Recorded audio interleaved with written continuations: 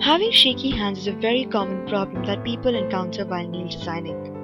In this video, I shall share with you a few techniques of brush holding and hand angle maintaining to help you reduce the shakiness of your hands. The first thing you must do is to make sure that your hands, from the way down to your elbow to your palm, should not be too angular. Your hands should be as straight as possible so that they are rested well. Look at my hands, they're totally straight. This is a very good angle to maintain for nail designing. Also, from the side of your hand should not be in the air like this or like this. This is not a very good position to maintain either.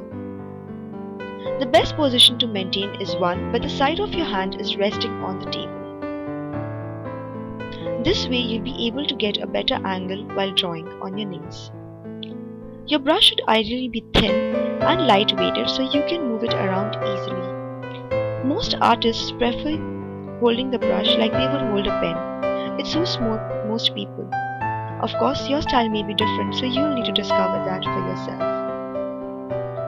Now let me demonstrate some strokes to you so you know how this technique works for shaky hands. Resting my hand from the side on the table, I start drawing with very short strokes. This works very well, especially if you're a beginner and also a little nervous. As you can see, the brush moves around very freely and I have complete control over my hand movement and also on the brush. However, if I hold my hand in the air and start drawing like that, it's not going to come out very clearly, like this. It's difficult to find the right spot on the nail to start drawing for the first time, and also it's very difficult to move the brush around smoothly. As you can see, the strokes are not very clear and it's also taking a lot of time.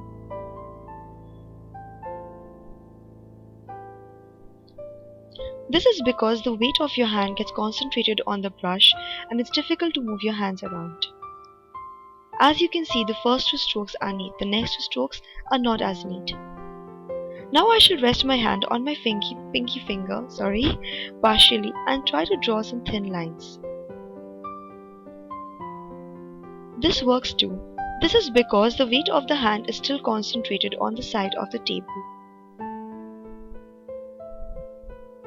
You need to make sure that you're not putting any pressure on the brush, but your brush is free to move. That is the number one thing you need to do if you have shaky hands. So rest your hands from the side and try and draw your designs like that. If you're a beginner, a bit of practice might help you get better designs and to reduce the shakiness of your hands. That's all I have for you right now. I hope you found this video useful.